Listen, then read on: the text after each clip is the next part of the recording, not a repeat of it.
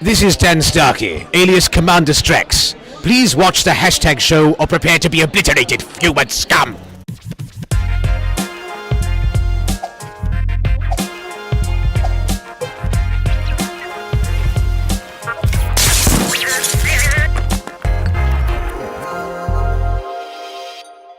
Hey everyone, we are live from Gallifrey and we will be talking about White Walkers today. Yes! I can't wait. It's exactly what I've been looking forward to the whole time. It's a little bit White Walker, a little bit Ghostbusters that we got going on in this episode. It was also pretty much a backdoor Christmas episode. It really was. It was Christmas Eve, Yep. and they didn't really talk too much about that. So Well, I mean, it's Charles Dickens. it is. It So, was I the mean, best of times, and it was the The worst blurst of of time. times. Oh, no. Or The blurst of times. what's a blurst? On The Simpsons. Where he had the monkeys type on the typewriter. The best of times. The blurst of... Or we could Simpsons also- episodes just always makes her laugh. Lisa, can I have some more? Some more. All of this happened. Like, it was there for this episode. It is. It's Charles Dickens, and he is super great. I don't know what else. Mrs. Havisham?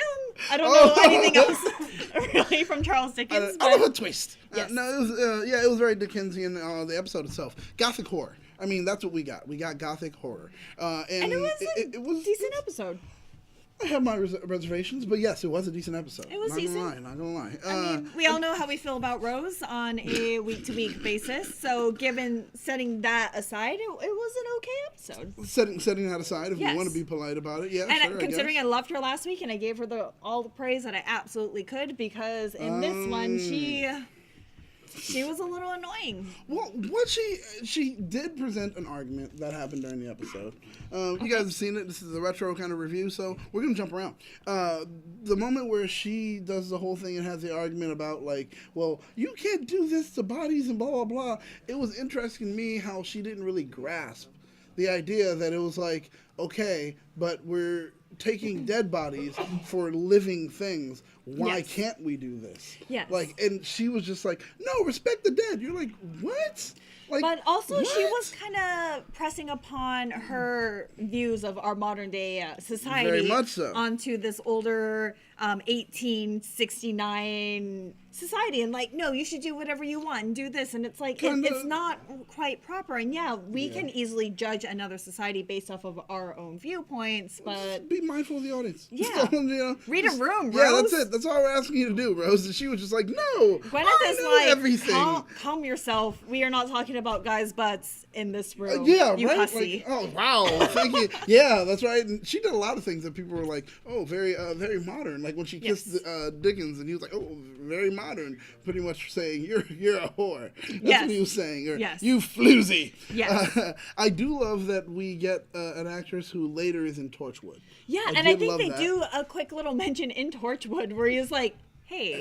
Yeah. Like one of those like. Yeah, and it was like, It Which was is one of super those. fun, and I really liked her as a character. I liked She her as she actress. represented for the gaps, so I appreciate it. I Yeah, love her. and she was willing to sacrifice herself. She felt like a kind of affinity for these monsters, these ghosts, these things that are terrorizing everyone in this episode. So she has a sort of compassion. Fortunately, even though it was horribly misplaced in the end. Yeah, it was, and I do feel like she did. I mean, she sacrificed herself for nothing. It was all for naught. and it is. And Rose actually had like a good point in this of like, we shouldn't force her to do anything that, might harm her. True. So Rose in the end was actually right at the end of this episode. And I feel like this was super interesting. The only reason I thought this episode was super interesting, aside from like Charles Dickens, was because we get the mention of the reason why these particular ghosts, what were they called? Gelth? Gelth. Yeah, Gelth. They have no bodies and they are suffering because of the time warp. I love it. And that is probably the most amazing little tidbit of information they could have dropped in this episode. Definitely. Because we know that it is a doctor that caused time warp. He was the one that eradicated entire... Like so many races of people, not only his own. Not due to his that. people, not just the Daleks, but the Gelth has also been harmed and their bodies have been erased because of the Time War. And the funny thing is, every time we run into like kind of like villains, except for episode 2, Yes. first episode, it was due to once again that the entity or whatever, the consciousness was there because of the Time War. Yes. It was like, great, my home world has been destroyed due to the Time War. Every time we mention due to the Time War, the Doctor does the same face and he goes like that, like I don't want to address it, and it's like, well, yeah, you should, because it's your fault. You messed up everything, and it's But like, that's why it keeps running through. I think that's why he was so forceful in this episode, saying we need to provide these bodies, we need to help them, we need to do that, we need to do like this, that, and the other to help the Gelth. Like he kind of put his own logical, I don't know, analysis aside, whereas usually he would try to find out about them. Where did you come from? How did this happen? And like Very kind true. of research these different species, aliens, creatures, whatever. Sure. And he didn't do that, racked by his own guilt, being like, I don't care, I did this, I need to save them in this episode. And that really blinded him. It did. And but From the also, truth. well, a few other things that we got that were interesting. Breadcrumbs. They always try. Lately, I've been seeing it. It's just breadcrumbs. Oh no, the floor tells us no onesie next week. So that means the Kansas City Chiefs Chiefs lost. lost. Unfortunately. But Thanks for that update. I'm so sad. Besides the Time War drama bomb, Yes. we also had a hint of the Bad Wolf again. Yes, the big bad wolf. Yeah, and it was like, well, what's her name? Being psychic and connecting. Yeah, so everything. Gwyneth, so we already know that she can see everything, kind of not yeah. only that they've been through, but it can apparently see the future and within this And her that was very entire interesting. timeline. That was so I very was like, interesting. Oh my god, I loved it because it was like, okay, and she's on top of the rift. Yes. So and it's pretty much very similar to another character that we had that was living on top of something that was like a crack in time. Yes. Which is, of course, Pond later. Yeah. So we see that it just Or like it the has silence effects. kind of- yeah. Yeah, exactly. These things that are happening to people definitely have some level of an effect, and that's what we're seeing it play out here. And it's all going back to, once again, Time War. It's just he has to feel so guilty.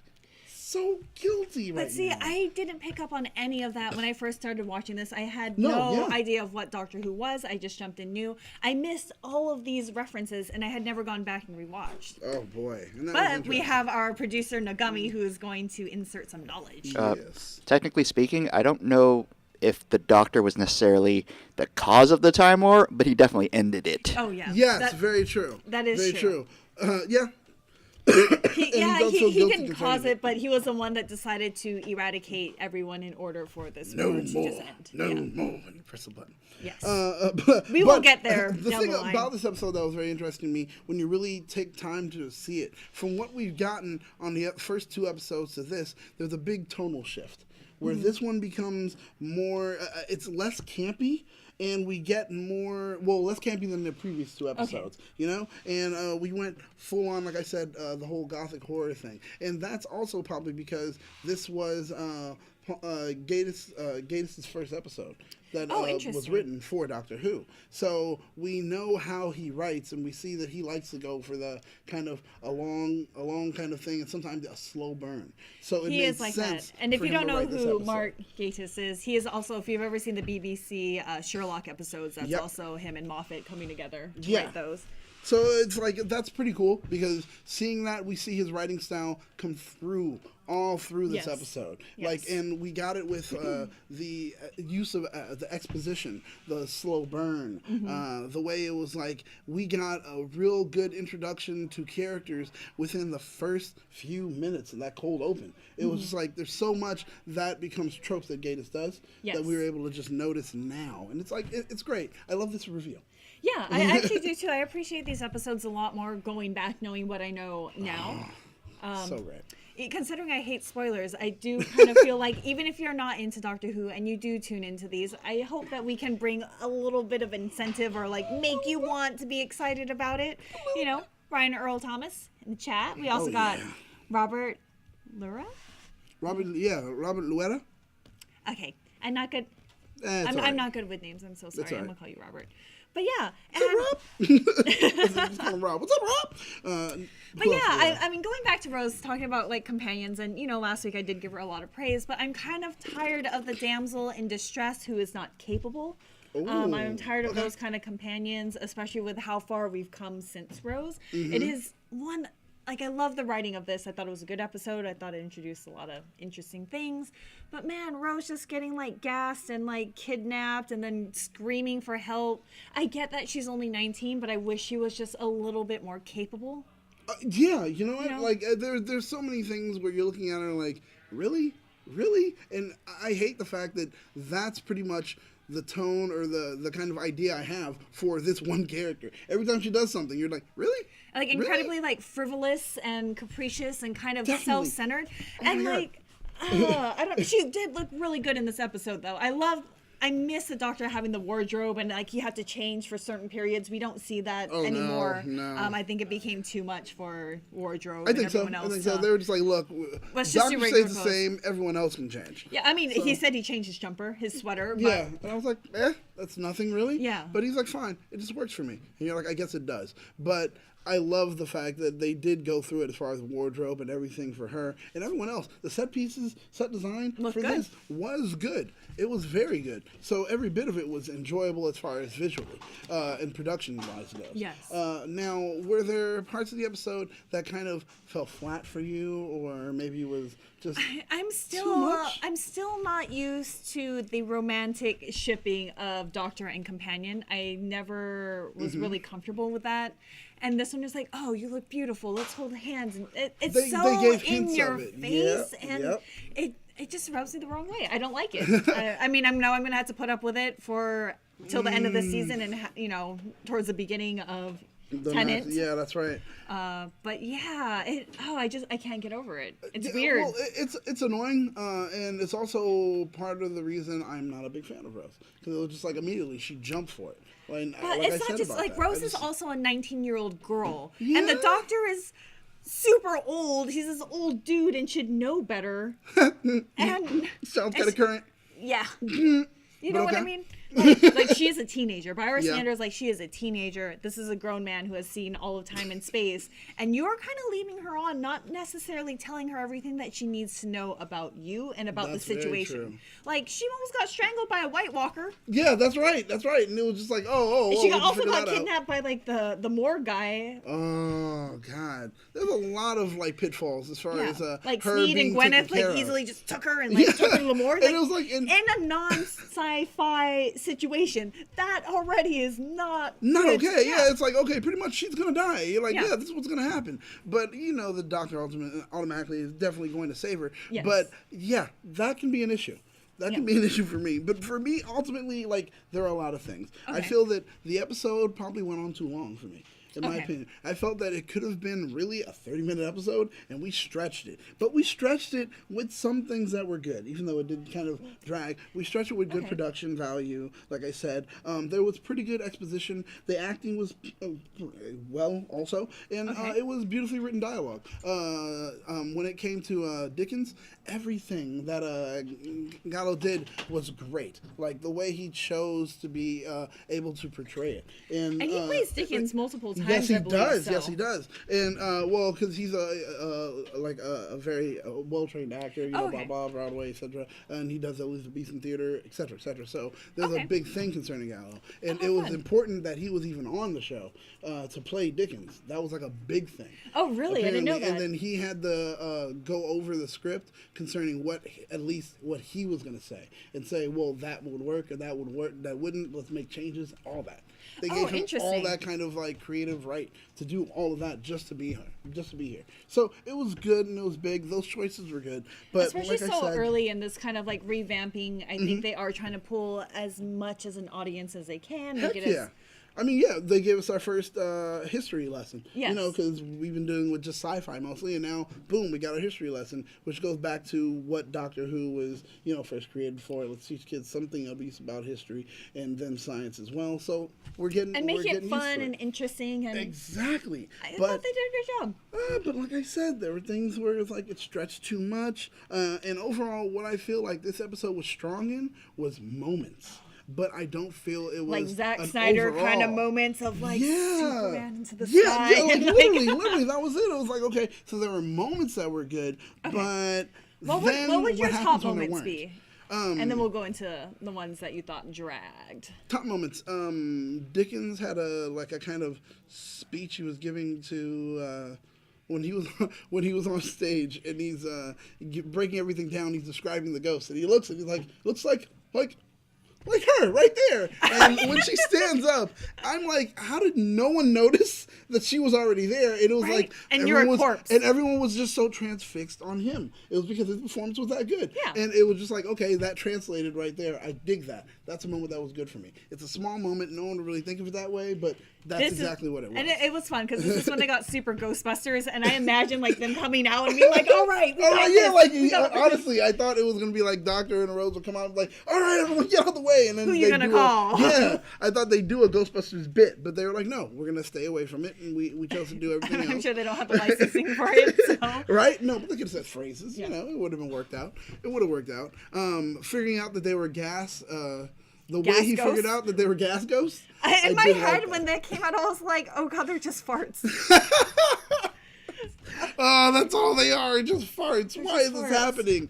Oh man. And I guess for me, those were moments that were fun. And they stood out. Like I said, the acting, the clothing, everything else was already just like above par. But those were my moments. What about you? I mean, I love seeing Charles Dickens. That was obviously like one of the biggest parts of this entire thing. Right. He was the highlight. Definitely. I thought it was fun, especially like reading literature and seeing all these things, and it's like, geez. it's fun. And I like that he's also a very logical, very grounded in reality, and he was like, it was mirrors. Yeah. This can't be true. This like, is my whole mirrors, life. everything. And obviously not as sad as like some of the other episodes where we see historical figures, like when we get flip-flops and stuff. But it's sad to know at the end that they're like, he's gonna die in a couple weeks. Like he will never have the opportunity to share this with anyone. Bye. He's dying next year. Yeah. Like, and pretty much just next year, which is coming up. Yeah. He's gonna die. And it was just like, wow. And with that moment, it was interesting because you could see Rose's understanding of mortality in just her look when he says it, because it could have been one of those where some of the companions say, let's go save him. She was like, oh. And she understood it has to happen. Well, I think also because when they were in the jail cell, when all of the deceased bodies were reanimated and coming after them, she was like, I can't die, though. This is like way back in the 19th century. Oh, yeah. We're not here. I can't die, right? And the doctor's like, yo, sorry, hon. I thought I kind of made this clear like last time when you almost got burned to a crispy crisp. Yeah, and I gave you a speech, and I told you it's going to be dangerous. It's going to be this. It's going to be that. Blah, blah. Do you still want to go? You said yes. You looked at Mickey. You said that's a waste of time. And you said yes. So you came with me. It's not my fault. That, and I think she now just it's gonna doesn't happen. understand. It's not just that she doesn't understand. The doctor is not articulating the situation and the gravity of the kind of adventures that are going on. And I feel like she is blinded by this kind of puppy love for him. And I think he has been alone for a very long time and just appreciates any kind of companionship. True. So it's kind of weird. It's a weird situation with them. I don't really dig it.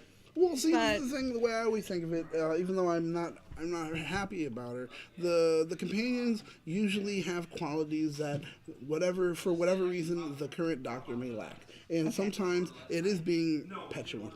It is being kind of like just I have to make this decision immediately and just run with it. And it is sometimes being human, because very much so when we're still starting with this doctor, he's kind of like separated from his humanity. Yes, like you guys are stupid. Exactly. You guys are apes and all these things. So here she comes, being that bit of humanity. And so she does, that's especially with Gwyneth in this episode. I have to give kudos where they're due.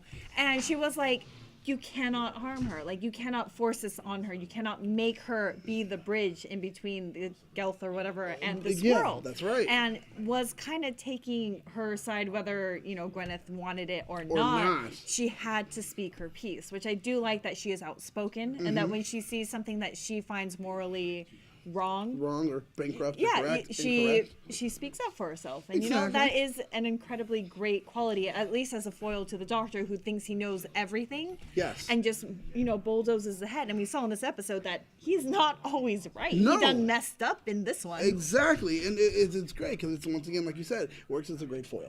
And that's the kind of, every once in a while, she holds up a mirror to the doctor and says, look at yourself for a moment. And that's when he says, okay, maybe I need to rethink this.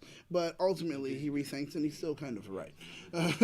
But this one, he made the mistake of saying, let's trust them, without really taking the time to figure out their nefarious plans. Yes. Oh boy. Boy. But yeah. So with this episode itself, if you had to make any changes to it, would there be anything that you were like, you know what, maybe we'll change this, maybe we'll change that? Or is it pretty much just a complete episode for you? I mean, it's good enough. I don't know what I would change in mass scale. I feel like a lot of the characters that are introduced per episode as we get later on, when they die, their deaths are quite significant for me. But when I watched this, like, did I care about Mr. Sneed? Not at all. Did I care about Gwyneth? Like, a little bit. But was I really sad? I was just kind of like, well, we wash our hands of this. Out of everyone, I was most sad for Charles Dickens that didn't die in this episode, but had an impending death looming in the next couple weeks. So I feel like that's not necessarily the best writing, is when you don't care about any of the characters. Okay, all right. I can definitely understand that. For me, see, I felt a little bit different. I did care only when the doctor said she died roughly 5 minutes ago when she stepped into that archway, and it was like, ooh, that's tough. Like, and we had this idea that maybe we could have saved her, and it was like, no, that's why the doctor didn't react in any way. It was like she was already dead. I just didn't tell you. Yeah. And it's like, geez. And it's him making the decision or making that call where she wasn't going to be able to. And that's still, once again, him separating himself from humanity, but it worked in a good way. Because but ultimately, also from his emotions too. We don't see him getting caught up about it, versus later on in the Doctors, when these people do die, he gets either extremely upset, he gets extremely sad, or he kind of shuts himself off.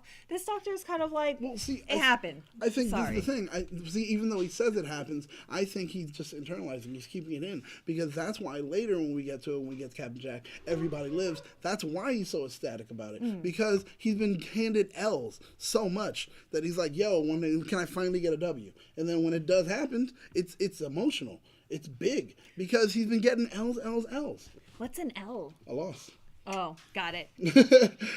Not the EL. Oh, I understand now. Boom. See, get on the L's and you need some W's. So it was just like, oh, unfortunately, that's what's been happening. So it works and it does build up in some way. And you I guess, don't see it full up. I mean, and kind of going off of that too, I wonder if this kind of breaks his self-confidence even more, being like, hey, those Gelth that I didn't even know existed, their whole race is kind of dead. And then also Gwyneth, who I kind of pushed into this archway, she's dead. Also dead. And because of these people, Mr. Sneed and all those other people around are now dead. He has more blood on his hands than any other character. Yeah. Probably that I can think of in any other universe. Yeah, well, at this moment. Yeah. Because we don't know. We got to go back to the 50th episode and a whole bunch of things are okay. But until then, until that retcon, he is a bloody man. Yeah. That's fine. I'll take it, though. It was fine. You know, he didn't do it because he wanted to kill people. He did it because he's a great person. And that's just a great excuse to say. I don't know if it's even I don't know if he's a great person in here. And for those of you in the chat, like, do you, like, as I was watching this originally, I wasn't sure how I felt about the Doctor. I did want to like him, but I see quite a lot of damage and quite a lot of maybe personality flaws that I wasn't too keen on in this. When I first saw it, yeah. And I wasn't, even at this point where, like, I think these kind of extraneous characters like Cassandra and, like, you know, Gwyneth and Charles Dickens are fun, but I wasn't super sold on our two main protagonists at this point. I don't know if I super like them.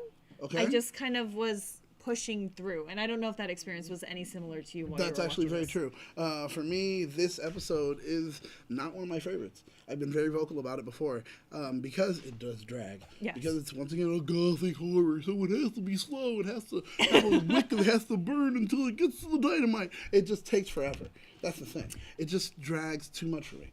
Okay. And because of that, I was just like, So, yeah, it's pulling teeth watching this right now. But then it's like, okay, next we got something. Next we have something. So I'm looking towards the future and just dealing with the present. So how would you rate this particular episode? Honestly, like I said, there were good parts, there were bad parts. Like I said, visually it was stunning. I dig some of the dialogue, the acting, delivery, etc. But it was too long, and that takes away from it. So from a 5, it goes down to probably 2.5.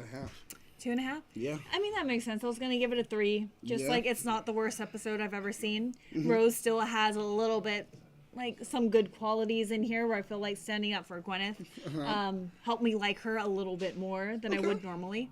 I still don't like the damsel in distress writing. I don't love it. Okay. I don't love it.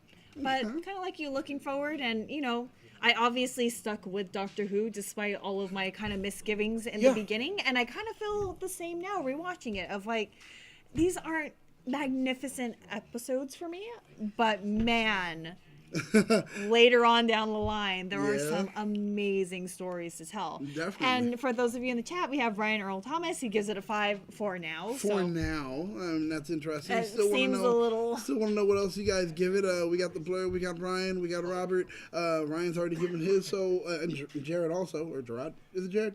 Jared. I'm going for Jared. Jared Let us Hodges. know exactly what you guys thought about it. But yeah, see, so I'm giving it a 2.5, and you're giving it a. I'm giving it a 3. I'm giving it a 3. It's like average. It's a little above average.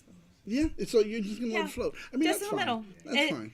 It's forgettable. It's not something that will stick with me. Even rewatching it, I was like, oh yeah, I do kind of remember this episode. Charles Dickens was fun. I didn't remember what the main antagonist or the plot really was. Yep, nope, I didn't either. I kind of So- forgot it. And that's the thing. The episode itself, for me, just wasn't memorable. And it's not something that I actually still want to remember. And that's the problem with it. Yeah. So it was like, due to that, it was like, I'm going to give it a 2.5. I'm not going any higher because I don't really want to recall it. I don't want to go ahead and have a conversation going, man, hey, remember that Charles Dickens episode? What? Huh? People always say, forget it. So it just kind of comes and goes. Yeah, so I mean, like for this show too, we're gonna try to not Yeah, linger we're not gonna on too drag far. on for Like it. we don't have a whole lot left to I say think we're on done this with one. it. I think So, we're done. Let's just go ahead and finish it up. Where can people find you? I am Elle Tea on Instagram and Facebook. All right, and I am Battlestar Black on Instagram and on Facebook. On Twitter, you can find me as that #BSG. You can always make sure to just follow, like, share, and subscribe to this channel to keep up to date with everything trending. In geek pop culture. That's right. I don't know. Are we having a stream for this one next?